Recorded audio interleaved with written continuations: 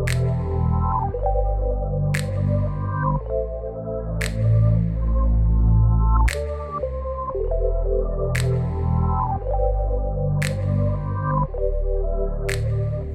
everybody, I am Jenny and welcome back to my channel.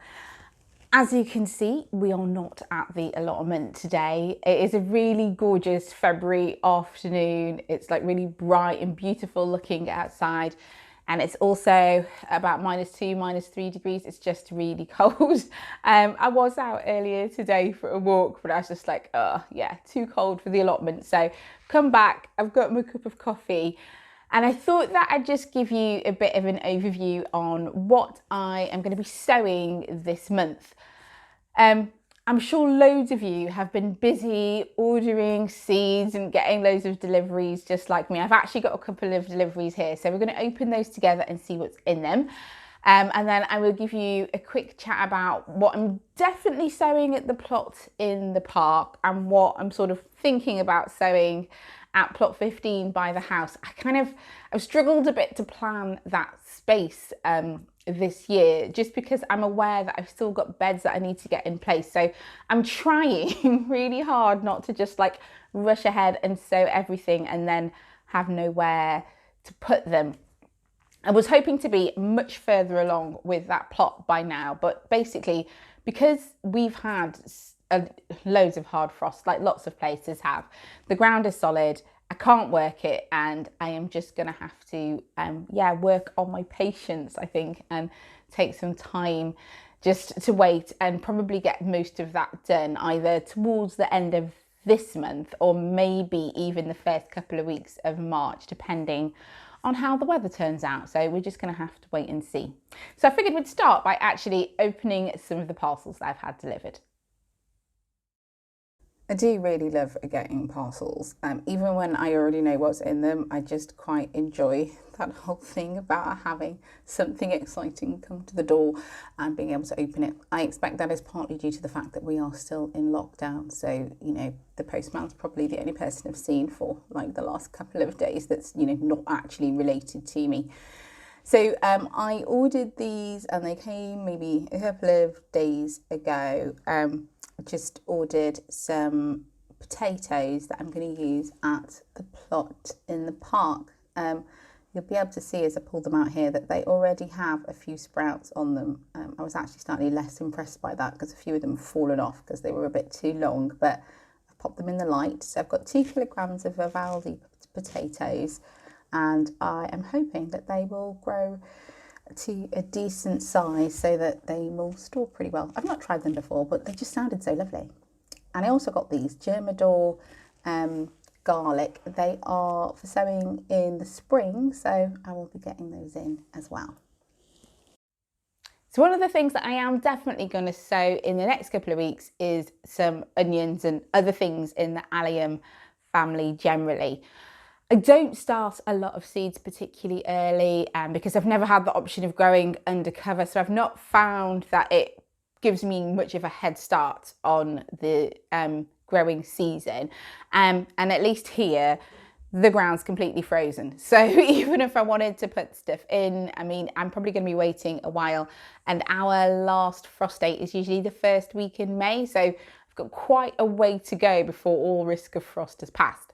But saying that, I do find that putting in onions early can be pretty helpful. They are quite happy in an indoor grow space or in a greenhouse if you've got one. They're pretty hardy and they'll be fine to go in as and when you can put them in the ground. So this year I am going to be sowing these. They're called Isabel Rose and they're like a pink onion with little pink rings. They do look really, really sweet. And it says that they're a milder alternative to red onions. They were actually suggested by one of my subscribers, so thank you very much. And that was because I'd mentioned before that whilst I like eating onions, I do really struggle with strong flavoured onions, which is why I don't grow any like normal brown onions at all. And I normally grow red ones, but that doesn't always work out either. Sometimes those can be a bit strong. And actually last year I didn't end up with any onions at all. They mostly got demolished by birds in like March and April. And the few that did grow, because of where they were, really struggled with being overshadowed by a tree. So I'm growing them in a different place this year, and I am hoping that I can actually get a harvest from them. We're just gonna have to see how it goes, but I'm pretty confident that in moving them from the park to the plot by the house that basically has no shade at all, that should mean that those onions do much, much better this year round. And also that I'll have some that I'll actually enjoy eating, which is equally as important. So as well as bulb onions, I'm also growing 2 types of spring onions, red toga, which is this one, and white Lisbon. I've grown both of them before, and I tend to multi-sow them, like maybe 5 or 6 of them to a module and then put them out in the ground. I do actually have some in the plot by the house at the moment underneath that cloche that I've created. So there are some there already. They should spring up pretty well in the next sort of couple of weeks as the weather warms and the days get longer. They'll sort of have their second flush of growth, and I'll be able to harvest those pretty soon. But I want them to replace them. I basically use spring onions up until I can harvest my main crop, big onions, and then I use spring onions again in the winter. I don't tend to use them in salads. I just use them in all my normal cooking and in stir fries and all of the bits and pieces. But I find they're a really helpful crop, partly because they're so quick as well, that you can keep sowing them pretty much over most of the year. And I find that that's really beneficial when you're trying to have something you can just keep cropping from, like over and over again.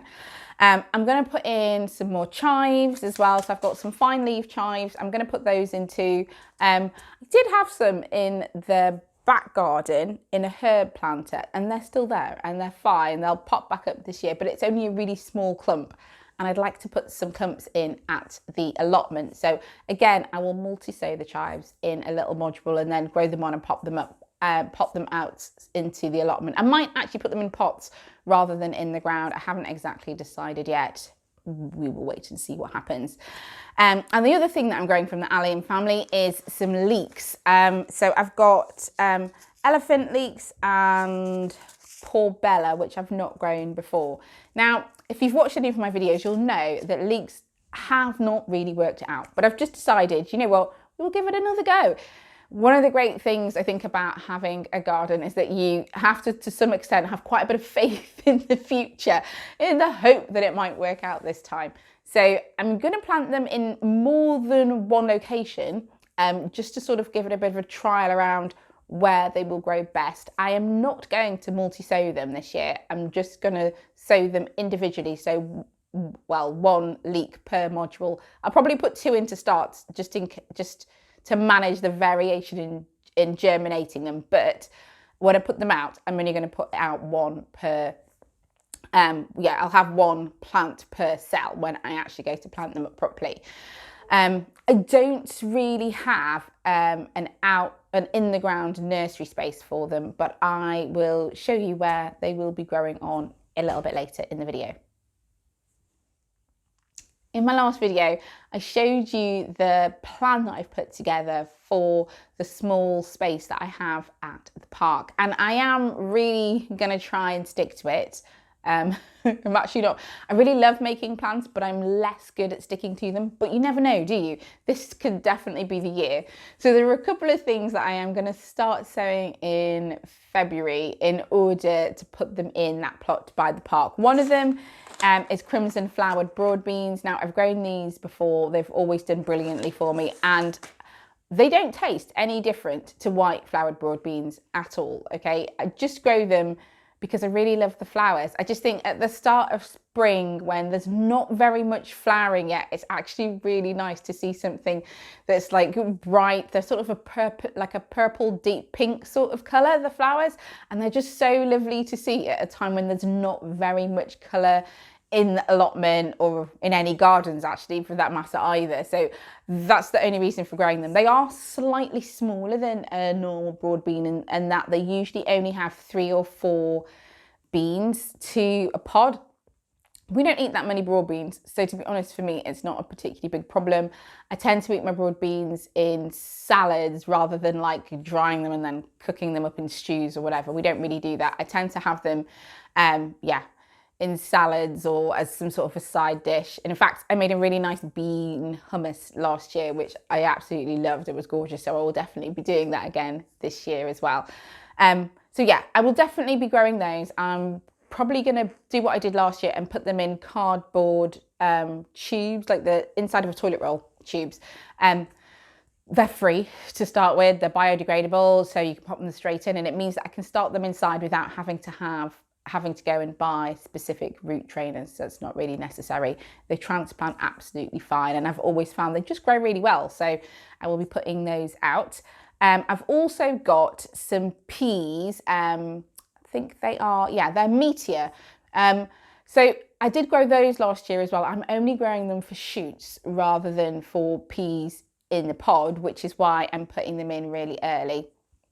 I will multi-sow them in modules and then put them out later on. They will go out underneath a fleece hoop because they won't survive hard frosts, but they will still grow as the weather's getting better and the days are getting longer. They'll definitely grow. And obviously I'm just taking the tops off them to eat them anyway. So I'm not I'm not too concerned about them being close together, or yeah, they'll be fine. I'll plant them quite tightly together. They'll fill up the space, but I should be able to get quite a few harvests off those and have some salads, which will be really good. And the last thing I'm going to be sowing is some spinach. Now I've got two types of spinach, Matador and Madania, and I'm going to try both of them. The Matador spinach last year, I don't know if you remember, like the spring of 2020 was just a little bit crazy. So there was just some really, really hot spells at a time when you weren't really expecting them. And last year, the spinach that I put in, the Matador spinach, literally flowered as it was germinating. Literally, it came up with a flower on it. And I was like, obviously too hot for that. So I didn't really bother with it for the rest of the year. But I'm going to try putting them in a bit earlier. I think I'd put them in that must have been maybe the middle of March that I sowed them. So I'm going to try and do them what will effectively be about 3 weeks earlier than that, in the hope that I can actually get those to grow too. So we said earlier that I don't normally plant too early because other than inside the house, I don't really have anywhere to put all of those seedlings. But it was my birthday a couple of weeks ago and I got given a really, really good present that is definitely going to help fix that problem. So, do you want to have a look? So this is my new teeny tiny greenhouse. It is really, really lovely.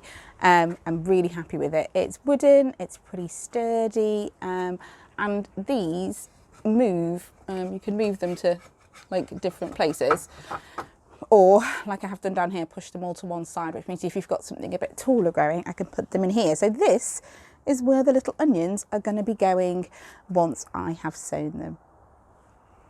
I've come back inside because it is absolutely freezing out there and I should have taken a coat.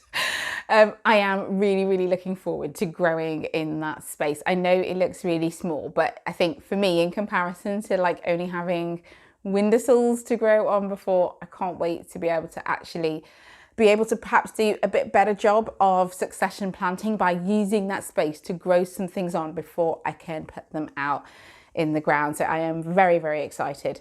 So I really hope that you guys are having a great day, whatever you are up to today. Hope that you enjoyed the video, and yeah, enjoy sowing in like the next couple of weeks. I know it always seems, I think, when you get to February, like everybody's putting stuff in the ground, but they're not, to be honest. It really does depend on where you live and what the climate's like where you are. So, you know, take your time, enjoy it, enjoy that process of like planning and thinking about what you're going to grow and, you know, picking new seeds and all that sort of fun stuff.